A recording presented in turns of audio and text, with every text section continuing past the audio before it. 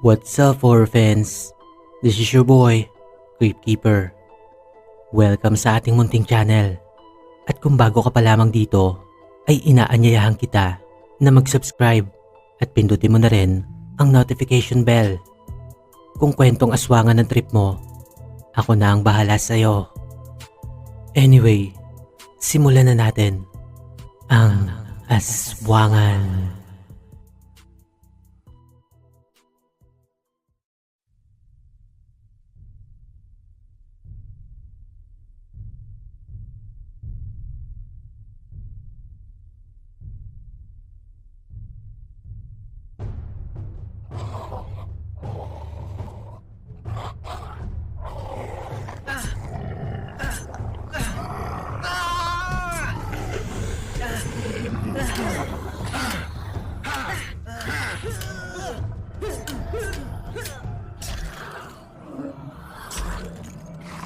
Sadyang malakas at makuna talaga si Victor. Pero sigurado ako, may kahinaan din ang bugok na to. Sa totoo lang, nakakadama na ako ng unti-unting panghihina. Akala ko pa naman sobrang lakas ko na, pero hindi pa rin pala talaga uubra. Ayon kay Tandang Kobo, habang nadadagdagan daw ang mutyang nakukuha ko, mas lalo akong lalakas. Kung hindi man daw, madadagdagan ang abilidad at kakayahan ko mula sa pinanggalingan ng mutya na nakukuha ko. Isang mutya pa lamang ang taglay ko at nagmula pa yon kay Javier. Kaya pala may nababanggit siyang panimula. Malamang ang tinutukoy niya ay si Dante.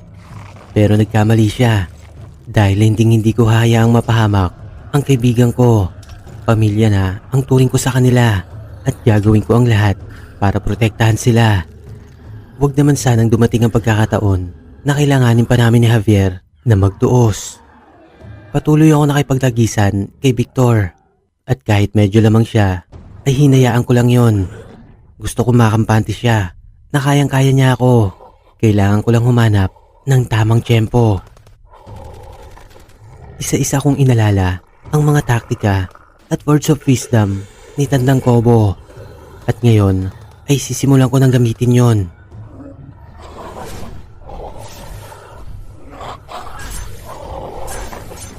Nanlaki ang mga mata ni Victor nang bigla siyang nahirapang patamaan ako ng pag-atake niya. Gumamit ako ng ilusyon at sinubukan ko sirain ang konsentrasyon niya. Tagumpay ang teknik na yon at unti-unti ay napupuruhan ko siya. Ang problema lang ay sobrang kunat niya. Ang 10 suntok na sinasalo niya sa akin ay natutumbasan niya lang ng isang pag-atake. Kahit na ganun kalayo ang pagitan ng puntos namin, ay halos pantay pa rin ang damage namin dalawa. Sa isang patama niya lang kasi, ay talaga namang iniinda ko. Siguro, ay dahil unti-unti na rin ako nanghihina. Maya-maya pa, ay minalas ako nahuli nang naglalakihan niyang kamao. Sakal-sakal na ako ni Ungas ngayon.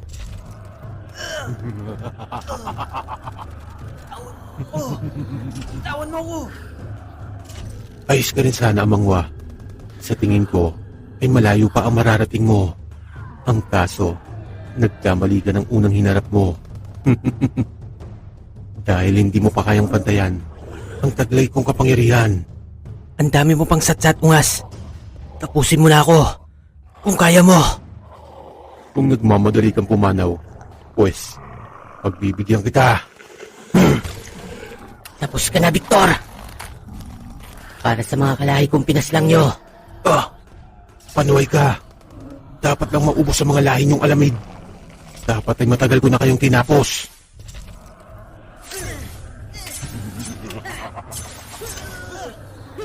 Nagulat ako nang biglang nag-iba ang galaw ng espiritual na kapangyarihan ni Victor. Pwede palang mangyari yon. Ang buong akala ko ay iisa lang talaga ang pagkilos nila. Tek na yan, akala ko talaga katapusan ko na. Mabuti na lang at to the rescue si Dante. Silang dalawa naman ngayon ang nagtagisan. Sa kabila ng kapangyarihang taglay ng kampilan, ay talaga namang hirap na hirap pa rin si Dante. Ibang-iba talaga to si Victor. Malayong malayo ang kapangyarihan niya kumpara sa unang hari na nakalaban namin na si Bipuro. Lalo na pagdating sa pagiging makunat. Hirap na hirap ang batang hari pero buong tapang pa rin itong hinaharap ang hari ng mga banyak. Medyo natulala ako. Ang ganda kasing pagmasdan ng tagisan ng dalawa. Pareho kasi silang ma-espiritual na kapangyarihan pero mas angat pa rin ang maladyaablong nasa likod ni Victor. Hindi na ako nagpatumpik-tumpik pa. Tinulungan ko na si Dante. Pero hindi pa rin namin mautakan ang hari ng mga banyak dahil nagagawang harapin ako ni Victor habang ang espiritual na kapangyarihan nito ay lumalaban kay Dante. Sa kabila nun ay meron ako napansin na kakaiba. Tama, hindi ganun kasulido ang mga pag-ataking pinapakawala ni Victor kumpara kapag iisa ang kilos nila ng halimaw na nasa likod niya. Kumbaga, nahahati ang lakas nila. Damang-dama ko yon, kaya't sinabihan ko si Dante na ipagpatuloy niya lang ang pag-atake sa likod. Ayos, nasasaling si Victor sa mga patamang ginagawa ko. Pero maya-maya pa ay nakahalata na ito. Kaya't muli silang nag-isa ng espiritual na kapangyarihan niya. Yung halimaw nga na mukhang diablo. Tumpak ang hinala ko kasi muli na naman bumalik sa dati ang lakas ni Victor. Maging si Beto Takim ay sinubukan na ring tumulong gamit ang kanika nilang sandata. Medyo jahe talaga. Malaki kasi ang expectation nila sa akin. Ganon din naman ako, pilingero. Pero ang totoo pala ay hindi ko pa kayang sumabay sa mga ganitong kalalakas na hari ng mga aswang. Sa totoo lang, nasa pang-7 pinakamalalakas na lahi ng mga aswang itong mga banyak. Ayon yon sa impormasyon na nasa listahan ni Tandang Kobo. Mahigpit niyang bilin sa akin na unahin ang mga mahihinang angkan. Pero dahil nga may atraso tong mga banyak kila Dante, tapos nasa pangangalaga pa nila ang sandata ko, kaya't inuna na namin sila. Kala ko talaga magiging madali, pero nagkamali ako ng kalkulasyon. No match pa rin pala talaga ako. Asar.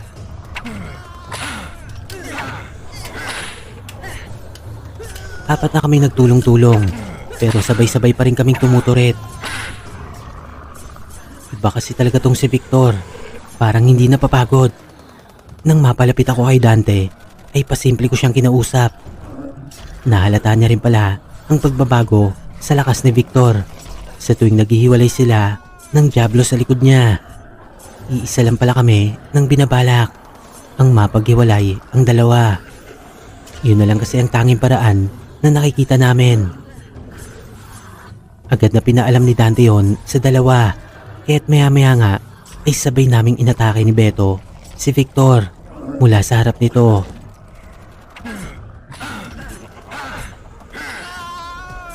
Si Dante Takim naman ang tumira sa likod.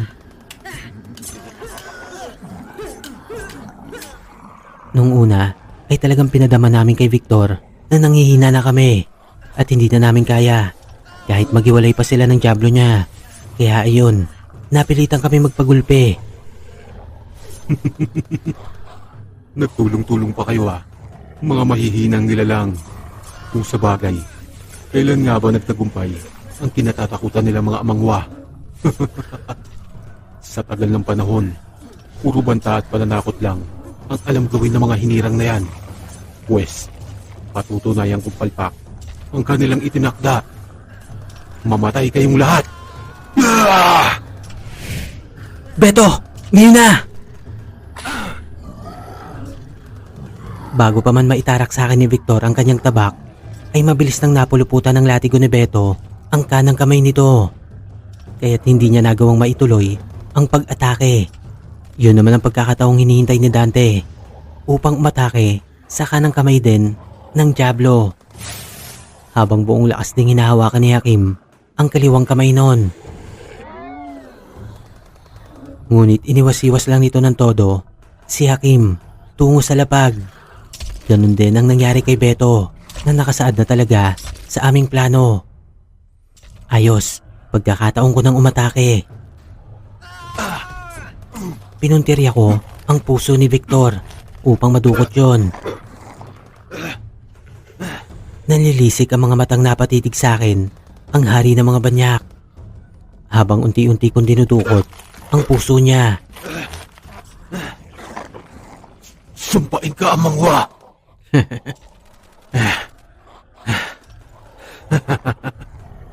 Ngunit panandalian ako natigilan nang bumakas ang ngiti sa labi ni Victor.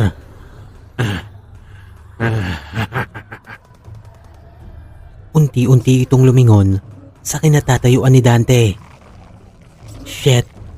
Nakita kong nakabaon na sa tiyan ng batang hari ang kamao ng diablo niya na unti-unti nang naglalaho. Dante! Panginoon!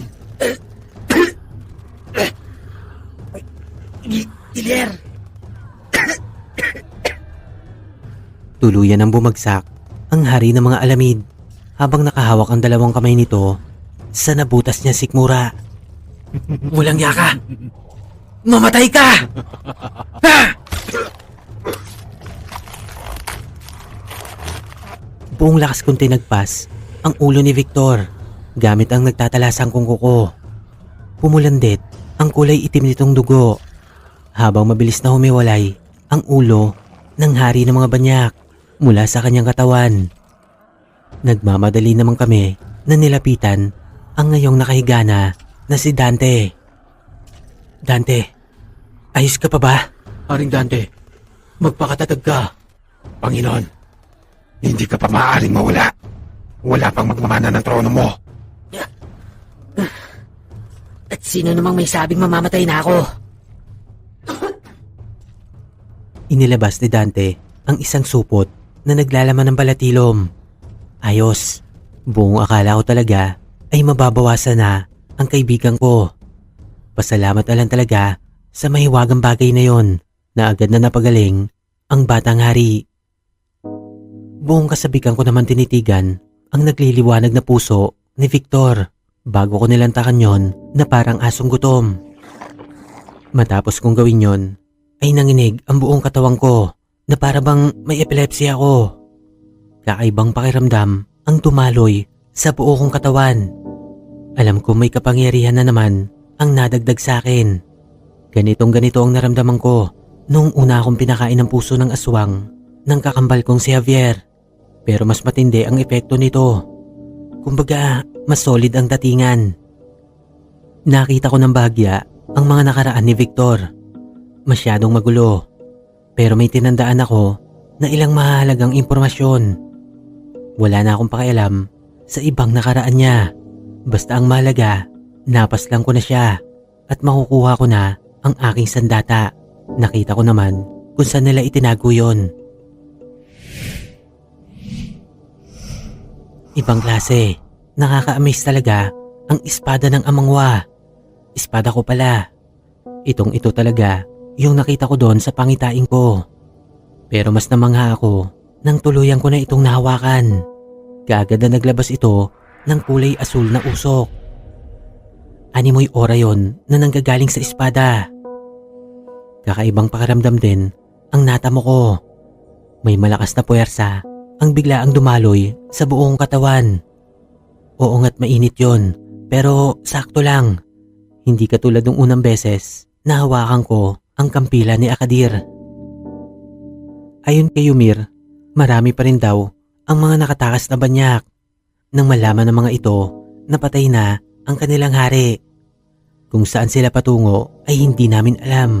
Basta ang mahalaga ngayon ay wala nang magtatangka pa na guluhin ang mga alamid at magbabalik na rin sa dating sigla ang Sitio Phenomena. Marami ang nagbuwis ng buhay sa mga kasamahan namin. Hindi rin mabilang ang mga nasugatan. Pero ang kapalit naman nun ay ang kapanatagan at kapayapaan sa kaharian ng mga alamid. Payapa naming nilisan ang Sitio Phenomena. Kinausap din namin ang mga taong naninirahan sa lugar na yon na maaari na nilang maipagpatuloy ang kanilang mapayapang buhay. At kung sakaling magbalik ang mga natitirang banyak, ay kaagad nila itong ipagbigay alam sa amin. Payapa namang lumipas ang ilang linggo. Unti-unti naming binuo ang halos masirang kaharian nila Dante. Mas pinatibay pa namin ngayon ang mga depensang nakalatag sa buong kapaligiran. Kailangan namin siguraduhin na hindi na mauulit pa ang pananakop na naganap mula sa ibang lahi. Tumulong din ang mga banakon sa mga gawain bago pa sila tuluyang bumalik sa kanilang kaharian. Maraming salamat, Gilier. Hindi ko na talaga alam gagawin ko kung wala ka. Ano ka ba? Para ka namang others eh. Di ba nga pamilya tayo? Siyempre, hindi natin maaaring iwanan ang isa't isa. Oo naman, Gilier. Pero salamat pa rin. Alam mo Dante, maraming salamat din kasi natulungan nyo rin naman ako makuha ang mutya ng mga banyak at lalong-lalo na ang sandata kong ito. Hindi ko magagawa yon kung wala kayo. Siya nga pala, Gilier. Ano na ang susunod mong plano? Bago pa man ako nakatugon ay nagulat kami nang biglang dumating ang kanang kamay ni Hakim. Humahangos ito at sugatan. Isang masamang balita ang dala nito. Hahatulan na daw ng kamatayan ang pinunong mandirigma ng mga awangan. Ipinataw daw ang kaparusahan na yon ng kasalukuyang namumuno sa kanila, ang Tres Custodes. Grabe, talagang walang maitago sa 3 ungas na yun ha. Nalaman pala ng mga ito ang ginawang pagtulong nila Hakim laban sa mga banyak. Pinatakas na daw siya ng kanilang pinuno bago pa man humarap ito sa Tres Custodes at meron na lamang daw natitirang 3 araw bago ipataw sa kanila ang kaparusahang kamatayan. Hindi natin maaaring payagan ang binabalak nila. Sukurin na natin sila bago pa mauli ang lahat. Sang-ayon ako, Beto. Hindi ko sila mapapatawad kapag may masamang nangyari kay Hakim. Bakit ba kasi hindi na lang siya tumiwalag at sumama sa atin? Patawarin niyo ko.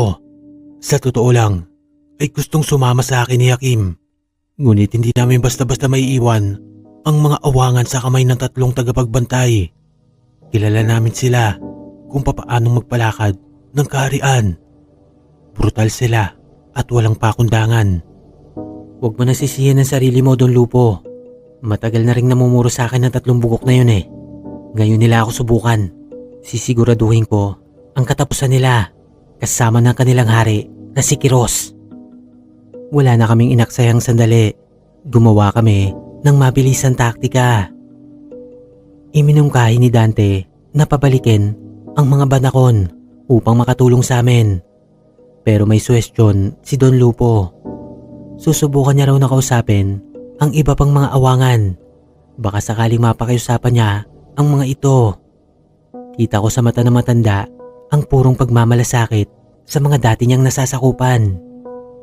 Kahit kaming dalawa ni Dante ay napaisip na rin. Hindi nga pala ito katulad ng mga nagdaang digmaan na sinagupa namin dahil ang makakalaban namin ay mga dati rin naming kasamahan. Alam kong hindi kaya makita ng Don na kami-kami rin ang magpapatayan. Sa aming panig ay hindi rin namin hangad na maganap yon. Sana lang talaga umubra ang binabalak ni Don Lupo dahil walang sino man ang makakapigil sa akin na ipaghigante ang sinapit ng aking pamilya. Magpapayat ka, Kiros, sa kahit anumang paraan. Kinabukasan ay muling bumalik si Tanda. Kinausap nito ang kanyang mga tapat na alagad. Marami daw ang sumang-ayon sa suhestyon niya, pero maliit na bilang daw yon kung ikukumpara sa kabuuang bilang ng mga awangan na nananatiling tapat kay Kiros. Ang iba naman daw kasi ay talagang malaki ang takot sa kanilang hari, kaya't malabong mapasunod niya ang mga yon. Pasensya na kayo, Don Lupo, pero mukhang hindi na natin maiiwasan ang digmaang ito. Hindi natin pwedeng pabayaan si Hakim. Nauunawaan kita, Gilier. Ngunit mukhang wala na nga rin talaga ako magagawa pa. Kung kinakailangan dumanak ang dugo para sa kapayapaan, ay kailangan natin magsakripisyo. Hindi rin ako papayag na hatulan nila ng kamatayan si Hakim. Kahit na madalas kami magtalo, ay naging higit na sa kapatid ang turing ko sa kanya. Hirit ni Beto na tila maluha-luha pa. Ang kumag, guns na guns ang datingan, pero madrama rin talaga. Medyo nabawasan tuloy ang tensyon na nangingibabaw sa aming pagpupulong. Para tuloy kami mga baliw. sasabak sa digmaan, pero nakukuha pa magtawanan.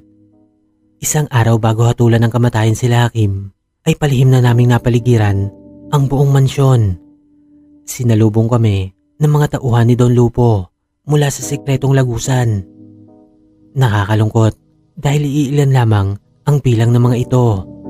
Sa tingin ko ay hindi pa sila lalagpas sa 30. Karamihan pa sa mga ito ay ang mga katandaan mula sa binawag na konseho. Isa lang ang ibig sabihin nito, mapipilitan kami makipagpatayan sa mga dati naming kakampi. Masakit man sa loob, pero kung minsan ay hindi talaga maiiwasan ang mga ganitong pangyayari. Ayaw namin sila saktan, pero kung patuloy sila magbubulag-bulagan at magsusunod-sunuran kay Kiros, ay wala na kami magagawa pa. Hindi mo rin talaga sila masisisi dahil yun na ang kinamulatan nila. Pero sana, kinonsidera din nila ang mas maayos na pamamalakad ni Don Lupo o kahit ang mga pinagsamahan man lang naming mga alamid. Ewan, basta hindi maaaring mamatay si Hakim. Hindi ako makakapayag. Kung sa bagay, isa na talaga to sa bala kong isunod na gawin, ang paslangin si Kiros. Kasama ang mga permeyado mandirigma ay pumasok kami sa lihim na lagusan tungo sa bakuran ng mansyon. Salamat naman at nakapaghanda na rin ang mga bataan ni Don Lupo ng ibang daanan, kaya't hindi na namin kailangan malagasan ng marami bago makapasok sa loob. Maya-maya pa ay nasa kalagitnaan na kami ng daan nang makarinig kami ng mga dumadagungdong na tunog mula sa malalakas na pagsabog. Hudyat na yon ng pag-atake.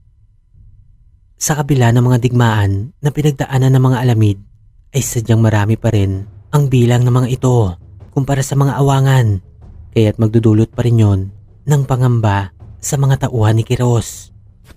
Don Lupo, papaano kapag nagawa kong matalo ang Tres Custodes? Magigising na ba ang hari nyo? Malabong matalo mo sila, Gilier. Ha? Bakit naman? Sa tingin mo, hindi ko ba sila kakayanin? Sa taglay mong lakas at kapangyarihan sa mga sandaling ito, ay malamang sa malamang natalunin mo ang 3. Pero bago pa mangyari yun, ay kusa na sila mag-iisa upang muling magbalik sa tabi ni Ama. At ang kasunod nun ay ang pagmulat niya. Ayos, sa wakas, ang matagal ko nang pinakahihintay ay malapit na maganap. Hindi ko palalagpasin ang pagkakataong ito. Hintayin mo ko, Kiros. Malapit ko nang wakasan ang paghahari mo.